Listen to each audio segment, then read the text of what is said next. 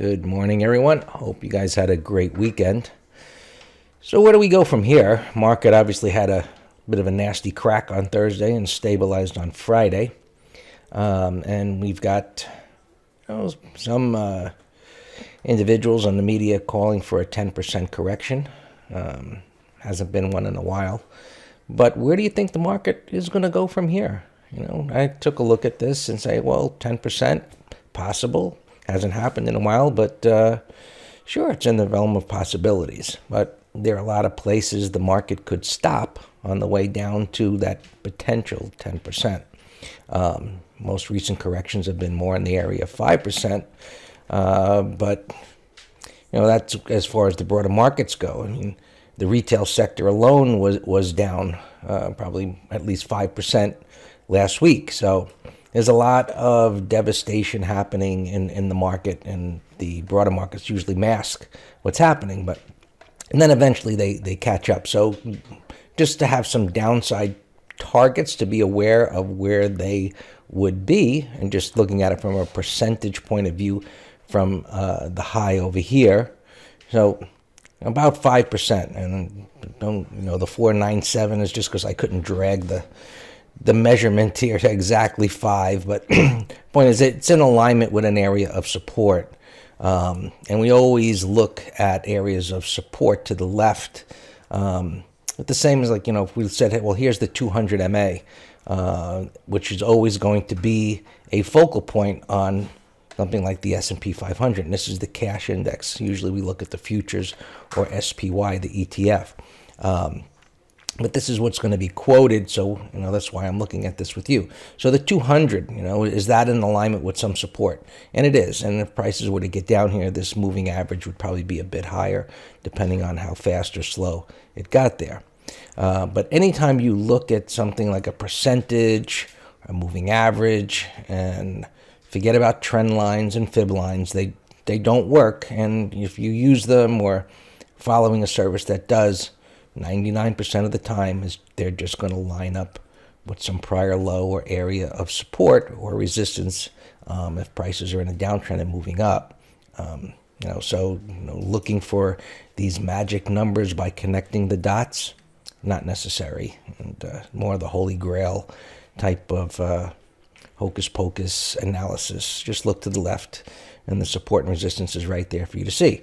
So about halfway between that 5 or 6%, give or take, puts us in this area of this prior low over here.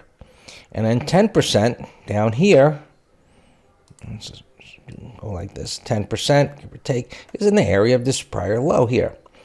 Now, it's easy to say 10%, but by the time you're down 10% and you're way down here, things are looking pretty ugly. And, to step up to the plate at that time, to just do it blindly just because 10% would be stupid anyway. But we look at, market internals, which I've covered with you in past videos. But when it gets here, or whether it's here, we then look for price patterns similar to what is here, where you get a swing low that's made and then a retest. Now, this is a good example of a situation, what I call creating support within a void. And what does that mean? Well, a void is, by definition, an area to the left where there is no support, very little support, meaning a momentum move, right? Multiple bars moving up in one direction, momentum move. You don't have any congestion like you do over here, or a swing low there. There's nothing there. So how do you rectify buying when prices are not at price support within an uptrend? Well, it has to create that support. Buyers will step up, and that is a sign of aggressive institutional buying, where it creates a swing low or a pivot, and we define that as 3 higher lows to the left and the right. And then on the retest of that is where you want to be a buyer. Okay? Now, just a little on the side note, do not get caught up in, it's below the 50 MA. That's what you're going to hear in the media. It's below the 50 MA, and the market is now potentially going to go down to the 200 and so on. You focus on price analysis. In this case, creating an area of support.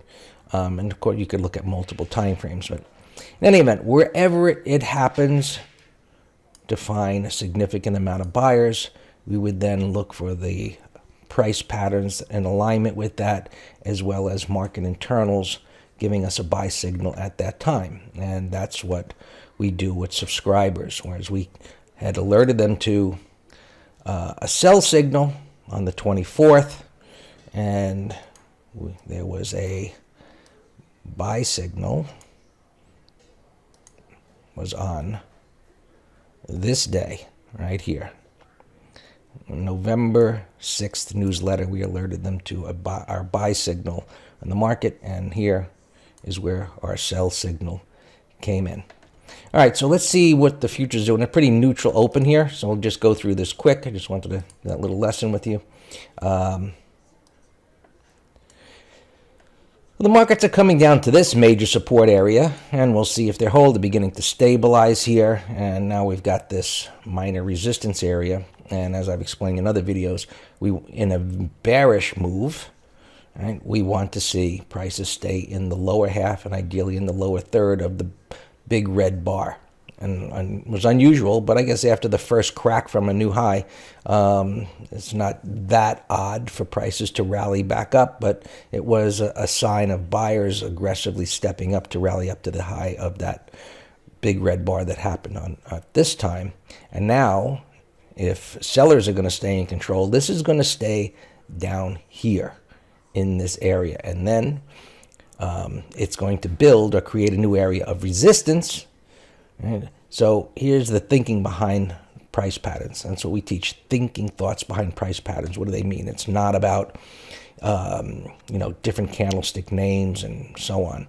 It's the reaction. What are they telling us? Well, in the area of support, there's buyers. And those buyers cannot push prices up. That tells us sellers are in control, and that is how we buy breakdowns. Right? So sideways consolidation after a break creates resistance, and we sell breakdowns looking for prices to go lower to the next area of support. And then we just follow trends in a systematic way as we do. And there's the NASDAQ stabilizing here. It's got room down to this level. And gold is hanging up here quite nicely for now, up at this resistance area. We'll see what that does over the coming days. And oil, just pretty neutral overall today. Now here's a stock that just got an upgrade, and I guess anything's possible, but it's pretty amazing that the upgrade is coming out now. It's had this huge move, and the upgrade was, looking for it to go to $65.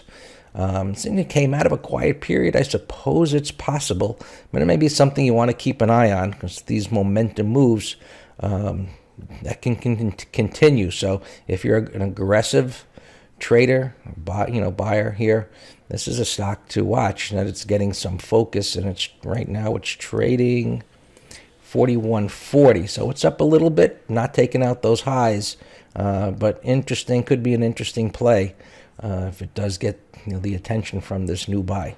All right, guys, have a great trading day, and we'll talk tomorrow.